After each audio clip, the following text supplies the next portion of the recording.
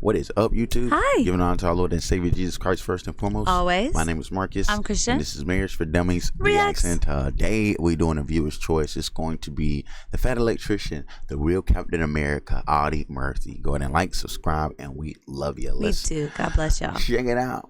Video for years because it's one of the biggest names in American military history, and I figured surely there's already a ton of videos on the guy, so I'm not sure I need to make another one. But then when I look on YouTube for the videos, there's only like a couple. Today we're talking about Audie Murphy, aka the real-life Captain America. You know, Captain America, Steve Rogers, the Marvel superhero that was originally too small to serve in the United States Army until he was given a super serum and becoming the best soldier the US military had to offer. That is America's ass. Audie Murphy is pretty much the exact same thing in real life, except there was no super serum. He was originally rejected by the Marine Corps and the paratroopers because he was only 5'4", 110 pounds. He would then eventually find a regular Army recruiter that was willing to round him up, saying that he was 5'5", 112 pounds, the exact cutoff for the minimum height weight requirement to join the US military. Despite his small stature and lack of super serum, he would go on to become the most decorated soldier of World War II, credited with killing approximately 240 enemies. In the process, earning himself the Medal of Honor, the Distinguished Service Cross, 2 Silver Stars that he earned in the span of 3 days, 2 Bronze Stars with V device, 2 French Croix de Guerre, and the French Legion of Honor. He would then go on to become a national icon and Hollywood movie star, where he got to portray himself in his own movie about him, and Hollywood made him tone down the story because what he actually did seemed too unrealistic. He was the inspiration for one of the greatest Americans of all time, Master Sergeant Roy Benavidez, to join the Army. In the movie Fury, Brad Pitt, the main character, is based off of Lafayette War Daddy Poole, one of the greatest American tankers of all time, but the final battle scene is actually based on the exploits of Audie Murphy. And while Captain America, the comic book character, predates Audie Murphy's military career, when he was brought back and revived in the 1950s and 60s, it's very obvious that Audie Murphy was the framework that developed that character. If you're not picking up what I'm putting down, I'm trying to tell you that you already know about Audie Murphy, whether you realize it or not, but you're about to learn a lot more right after a word from our sponsor. Delete me. What is that? I don't know. You told me to be here, so I'm here. Fair enough. It's my new 1301, but now it's a write-off. Yeah. But now it's a write-off. You see? Oh, you don't see it? But now it's a write-off. There! Coincidence? I think not. All right, here's the deal. Super simple, straightforward business model. You give them money, they turn around and make sure that data brokers on the internet aren't selling your personal information. What does that even mean? Okay, here's the entire internet and every free service on the planet inside of a nutshell, okay? There's a saying, if you're not paying for the product, you are the product. What that means is pretty much anything on the internet that you use, that's a service, whether that be Google, Facebook, Instagram, Snapchat, all of it, okay? It's all an app. So one of two things is happening. They're either gonna feed you ads, and that's how that company makes money since their service is free, or they're going to collect your personal information, then turn around and sell it to data brokers on the internet, and then they're going to turn around and sell it to whoever buys it, and next thing you know, you're getting 17,000 robocalls every single day. And that's where Delete Me comes in. They will look through all the major data brokers and find the ones that are selling your personal information and submit opt-out requests on your behalf, and then they are legally obligated to comply. And then they'll continue to monitor these data brokers, and if they get your information again, Delete Me will submit an opt-out request again. Basically, you're paying Delete Me to get rid of all the downsides of all of the free stuff on the internet, which I think is absolutely worth it. If you want to check them out, I'll have a link and a discount code down below. Let's get back to the video. Hey, let's get it. Let's get it. All right, our story begins on June 20th, 1925, when a young Audie Murphy is born in Hunt County, Texas, as the 7th of 12 kids. His family is so poor and his parents are cranking out kids so fast that when he's originally born, they don't even have a name for him, so they just named him after the neighbor that helped with the delivery. Audie spent his childhood growing up on a cotton farm where his parents were sharecroppers, meaning they just rented the land, they didn't actually own it. And they grew up extremely poor. When Audie Murphy was in school, he ended up getting the nickname Little Britches because he would frequently outgrow his pants and they didn't really fit him. And like many other war heroes we've talked about, he became an excellent marksman at a really young age because he quite literally had to get food. He started off by killing rabbits by throwing rocks at them, then he graduated to a slingshot, and then he graduated to a .22 rifle. The first time he had ever went on a formal hunting trip with adults, the adults are like, oh, it's just, you know, a little 7-year-old kid with his .22 rifle. Go ahead, kid, go up the hill and shoot at some birds, have fun. Audie Murphy goes up the hill out of the eyesight of the adults, and what they hear hear from the bottom of the hill sounds like a battle scene unfolding, and by the time they get to where Audie is, he is surrounded by dead doves and he has exceeded the state limit in a matter of minutes. Reflecting on his marksmanship abilities later in life, he simply said, "If I missed, I didn't eat and I couldn't afford more bullets." By the time he was 13, he would drop out of school to work full-time to help out his family, which was a constant struggle because his dad was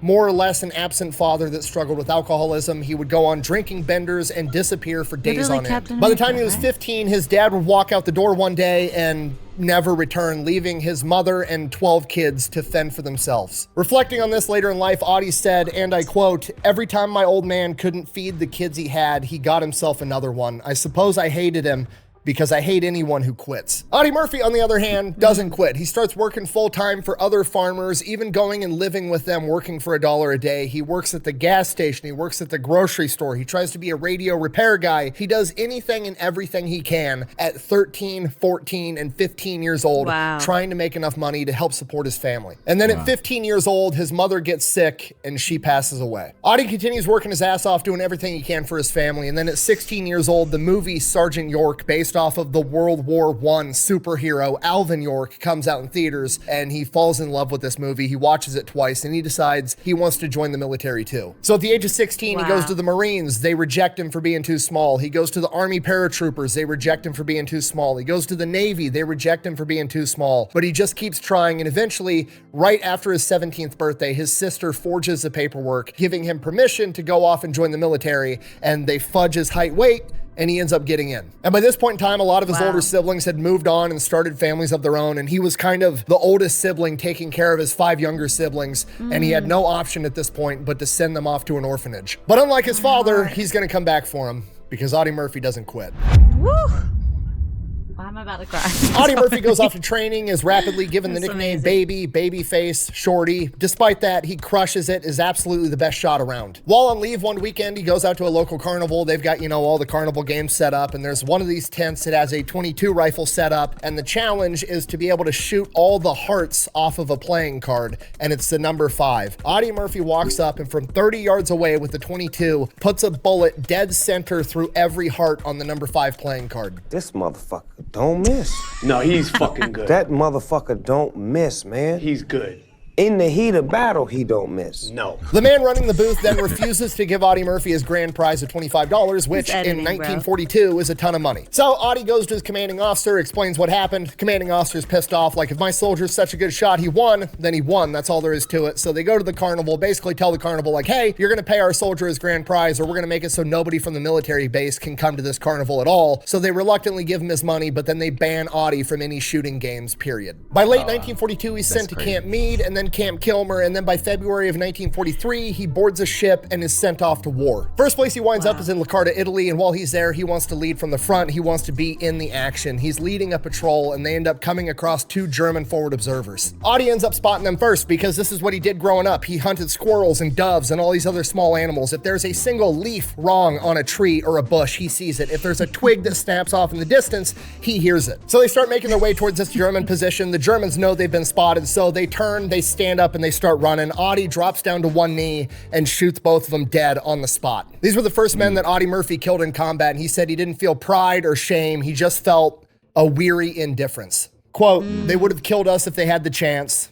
That's our job. A couple of days later, Audie Murphy's platoon is maneuvering, and they end up getting pinned down in an ambush by a German machine gun position, and they are just pinned down, and they're pinned down, and there's absolutely nothing they can do. Eventually, morale starts breaking down. You got to realize these guys are fresh off the boat. They just got into combat, and some of these guys are freaking out, thinking they're going to die. They're a bunch of kids. A couple of dudes are sobbing in the corner, and Audie Murphy's just like, fuck it, I don't quit. I guess I'm just gonna don my plot armor and handle this shit myself. Audie Murphy gets up and rushes the machine gun position by himself, screaming at his men to follow as he breaks through the ambush and destroys the position. For this, he would get promoted to corporal, and reflecting on this later in life, he would say that retreating is the most dangerous maneuver possible. When you have no defenses, attack. That's called foreshadowing, just so we're on the same page. Shortly after this, he winds up getting malaria, gets hospitalized with a fever of 105 degrees. While he is in the hospital, his unit attacks and takes the city of Palermo. He recovers and rejoins his unit by September of 1943, just in time for Operation Avalanche, the invasion of Salerno. Fights through September, fights through October. In October, he ends up getting promoted to sergeant, both because he deserves it, but also because his unit is losing so many men. During the following months, Murphy volunteers to lead conversion and capture patrols, basically going out at night, sneaking around and capturing German soldiers, bringing them back so they can be interrogated for intel. And Audie Murphy excels at this. The men that went with him basically alluded to the fact that he had superhuman senses and could smell Germans in the dark from the type of tobacco they smoked. And by January of 1944, he ends up getting hospitalized with malaria again. While he's in the hospital, his unit makes an amphibious landing into Anzio, and they are basically deadlocked on the beachhead in a stalemate. Audie Murphy recovers, comes in with reinforcements because so many of his men have been killed, and he is immediately one of the most senior members in his platoon and is promoted to staff sergeant.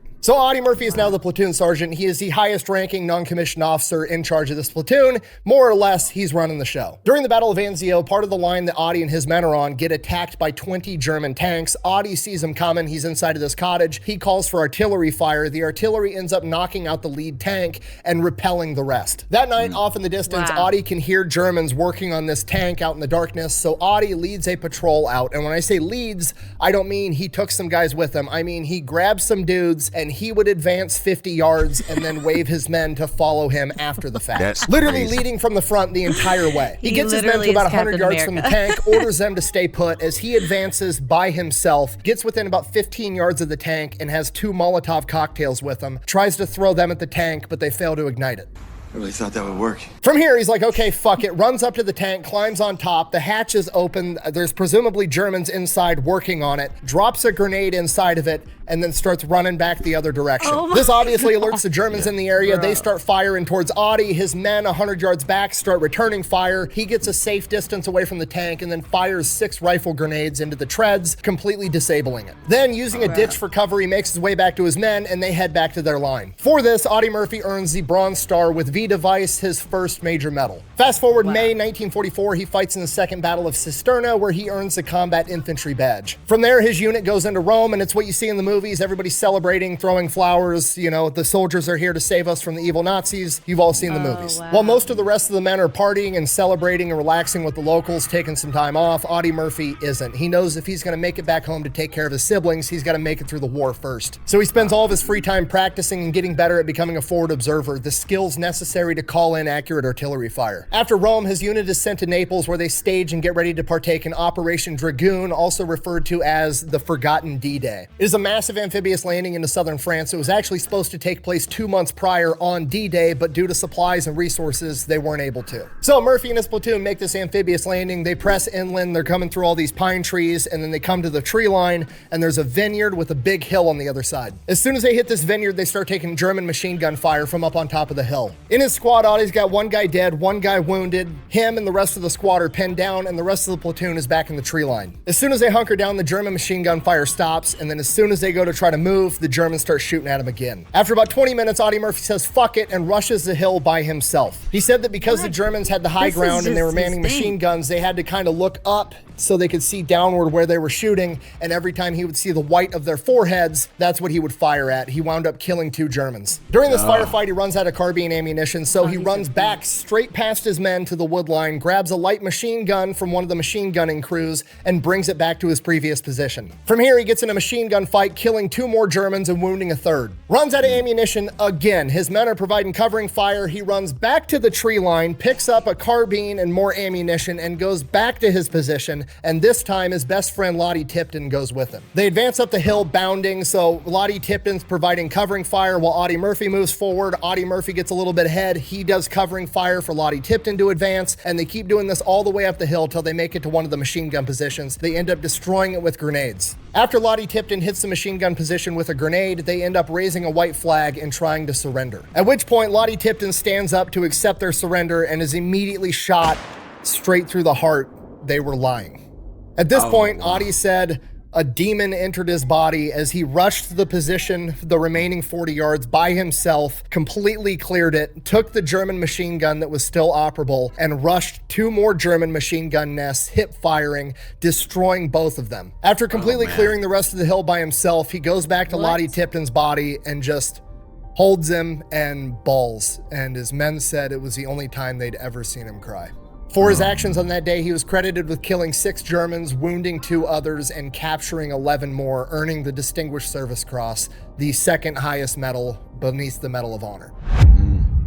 That's cold-blooded, man. From here on out, Audie Murphy's absolutely What? pissed. The He goes on a surrender, and complete then rampage. they- If and he then they wasn't lie. already Oh, the yeah. go-to problem So solver for his dishonorable. unit, he was now. If they're pinned down by sniper fire, pinned down by machine gun fire, there's a fucking noise in the attic, you're scared of the dark, everybody calls Audie Murphy. He shows up and he handles the issue. During this time, he gets the Purple Heart for getting blown up by a mortar, but refuses to get medevaced. From here, his unit continues to advance into France through the Vosges Mountains, and they come across the Cléry Valley. The unit's options are pretty much climb a fucking mountain or go through the valley. Obviously, they're going through the valley. The Germans are set up in there with snipers and machine guns all over the fucking place, and every time they try to push forward into it, they end up getting repelled, and this goes on for days. So, unit's got a problem. Obviously, we're gonna call up Captain America with his plot armor. Audie Murphy volunteers to lead a recon squad out there to figure out what's going on. As him and his men are getting ready to step off, Colonel Pollock, the battalion commander, shows up. So, like, his boss's boss shows up trying to figure out what the holdup is, and he decides he's gonna go out with Audie Murphy. And this is on October 2nd, 1944. So they go out, they wind up stumbling across the German machine gun position, get ambushed, everybody hits the dirt, they're pinned down. Sure enough, Audie Murphy stands up, yells at everybody else to stay down. He's gonna handle this shit. Then, That's while crazy. the colonel, his boss's boss, is watching, he advances on the enemy machine gun position by himself while he's actively getting shot at, yet somehow not getting hit, I guess because he's a small target. Gets close enough to throw a grenade into the German machine gun position, and before the grenade can detonate, he switches to his carbine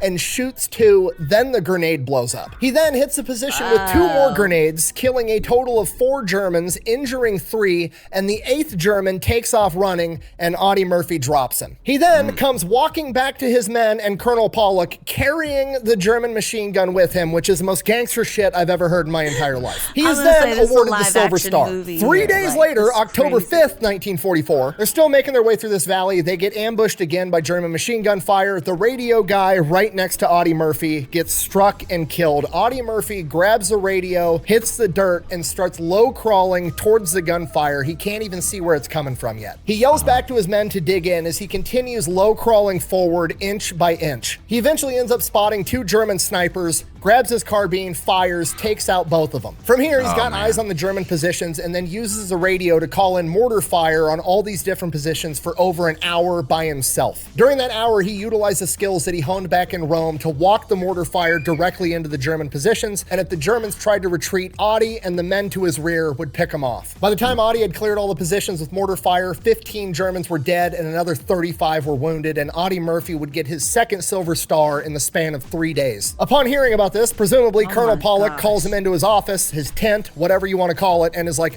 so you're gonna go ahead and get promoted, you're gonna get commissioned, you're gonna be an officer now. And Audie Murphy actually rejects the commission to officer. Remember, he dropped out of school when he was 13 years old. He's not that great at reading and writing, and officers have a huge amount of responsibility in writing down and documenting the actions of their soldiers, and he doesn't feel like he's gonna do a very good job at that. So he just politely declines. He's happy to keep doing exactly what he's Wow. doing. To which Colonel Pollock replies, honorable, bro. no, you're fucking Captain America. You're going to be a commissioned officer so you can lead these men. I'll have somebody else do the paperwork for you. Don't worry about it. So now, Audie Murphy is a lieutenant. That's October amazing. 26th, Audie Murphy leading from the front, per usual. He ends up getting hit by enemy sniper fire. Somehow they found a hole in the plot armor, and it strikes him directly in the ass. Audie Murphy falls to the ground. His helmet rolls off next to him, and he doesn't really know what's going on yet, and then all of a sudden, he's looking to see where that gunfire came from, doesn't even realize he's shot yet, and the helmet next to him gets shot by the enemy sniper. Audie Murphy sees the muzzle flash, returns fire, eliminates the enemy sniper. At this point, he realizes he's been shot. His men immaculate, come running like, up, asking if he's okay, probably senses scared are shitless, higher. like, if Audie Murphy goes down, none of us stand a chance. To which Audie Murphy replies,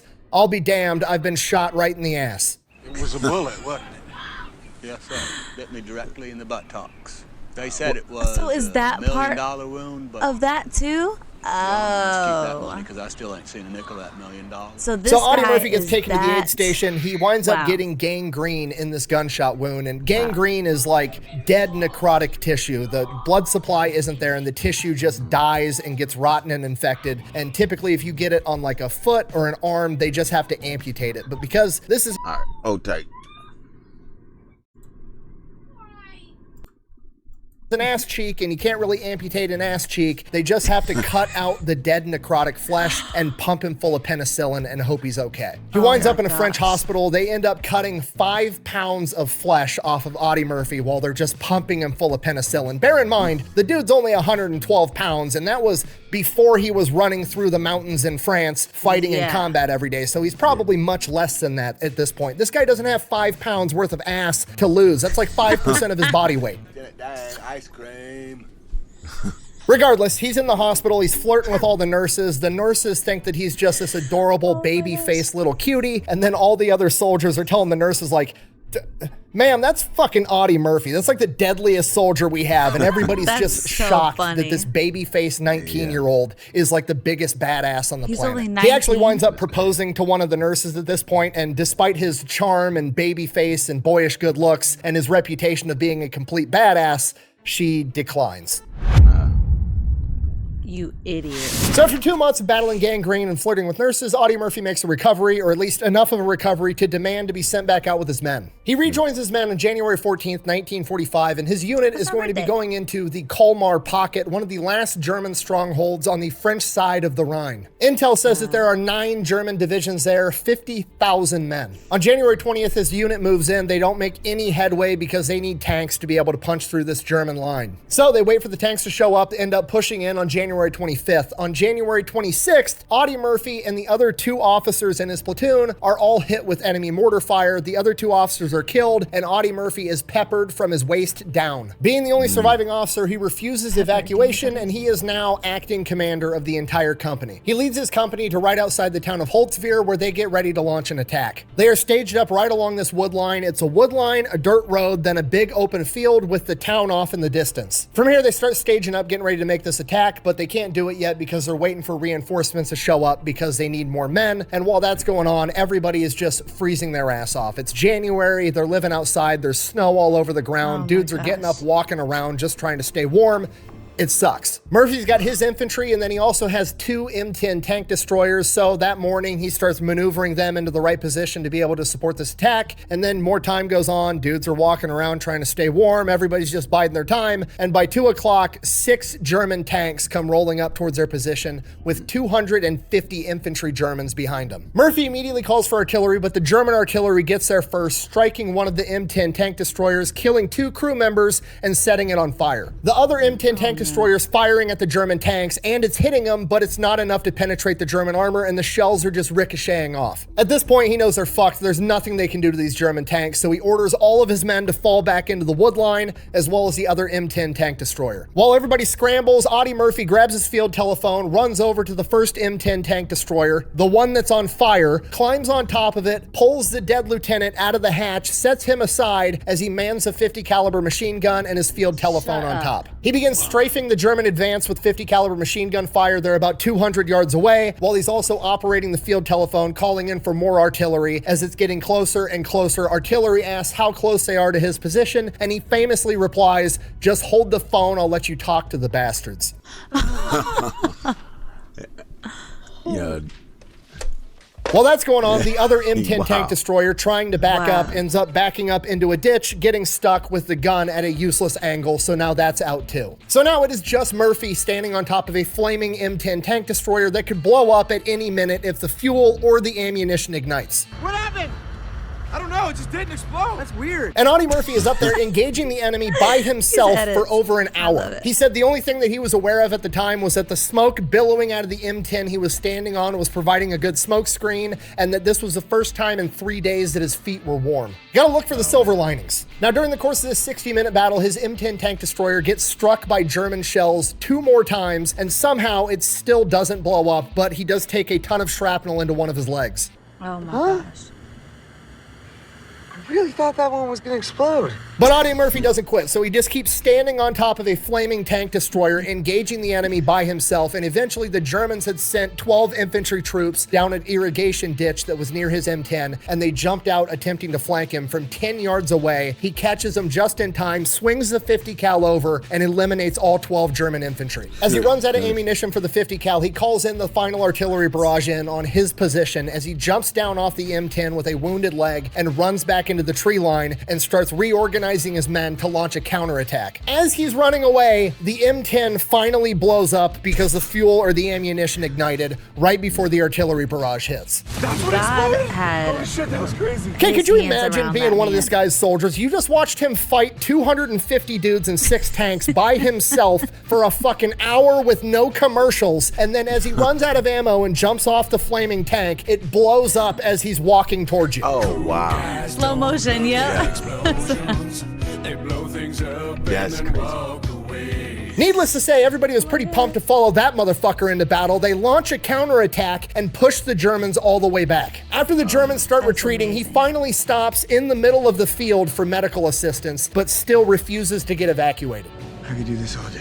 For this, he was awarded the Medal of Honor with the citation crediting him with approximately 50 kills. However, the eyewitness accounts of the men that were there that day said that between his 50 caliber fire and the artillery strikes that he was calling in, it was in excess of 100.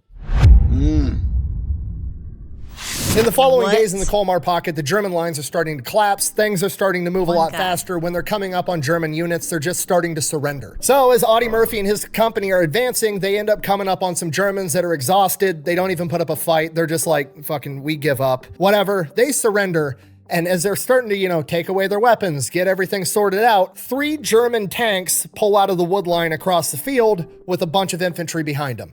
Oh wow.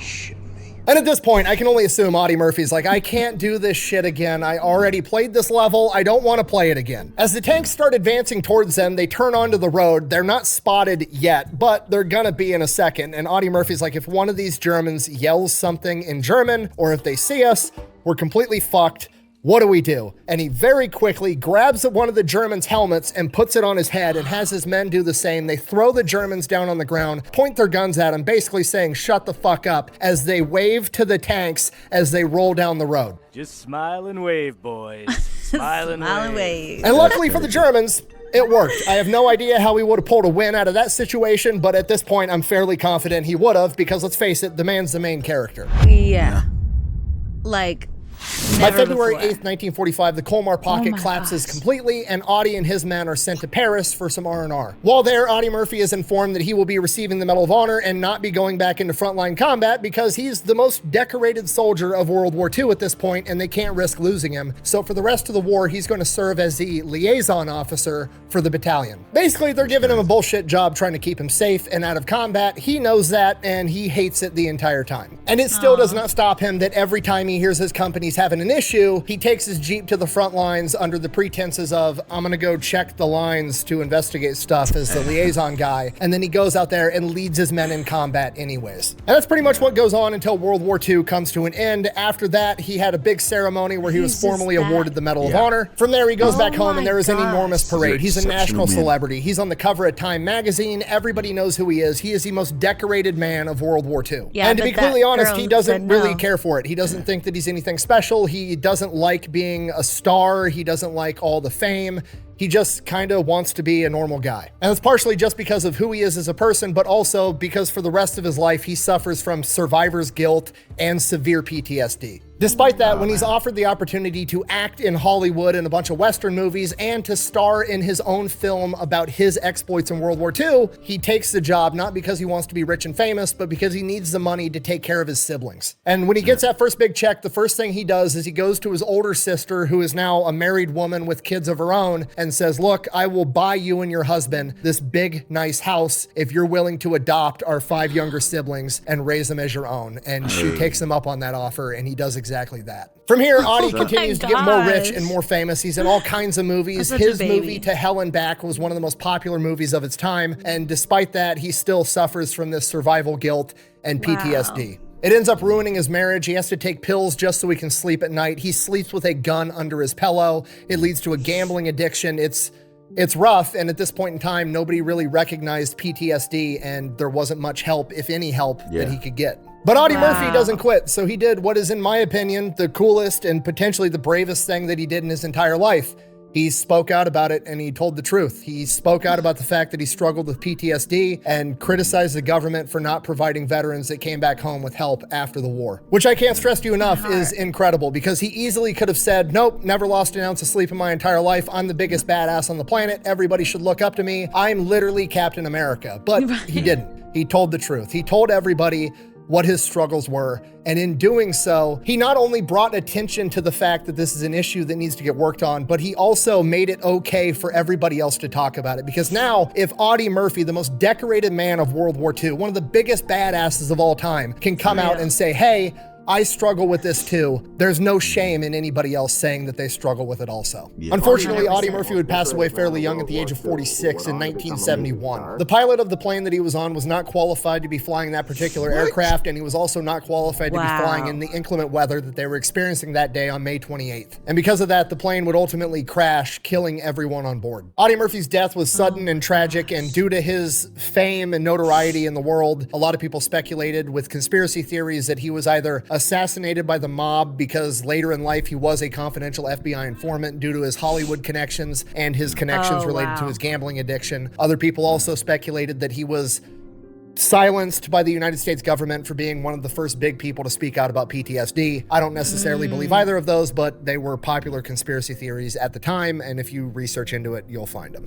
Audie Murphy is buried in Arlington National Cemetery, and he's the second most visited grave there behind JFK. Allegedly, Audie Murphy's family was given the opportunity to have Audie buried with a monument or a tomb in Arlington National Cemetery near the tomb of the unknown soldier, but they declined. They were then offered for him to have a gold leaf inlay in his tombstone because he was a Medal of Honor recipient, which they also declined. Because his family knew that Audie Murphy would have wanted a normal grave, just like everybody else. Thank you for watching. Best way to support the channel is go buy some merch over at thefatelectrician.com. Quack bang, out. What an amazing guy. I'm gonna wait, y'all, because I'm pretty sure there's all that without a super serum being 5'4", 110 pounds. Okay, this is why you need to be nice to everybody, because you have no idea who you're fucking with. So real. Yeah. Hold tight it still. Oh, really? Yeah. I love it. All right. Is that the end? We had a home. Okay. He asked us, he said, kids, do y'all like your home? We said, oh, yeah, you know. And he said, well, I told you that I was going to the Army, and if I came back, I'd buy a home, and you'd have a home. That, of course, tickled us to death. He just uplifted our family. He took care of us. For somebody raised poor and meek and mild, he never did lose sight of the good things that happened to us. He was just a good, all-around good old country boy. And that makes me proud. Dang it, I wish. Hey.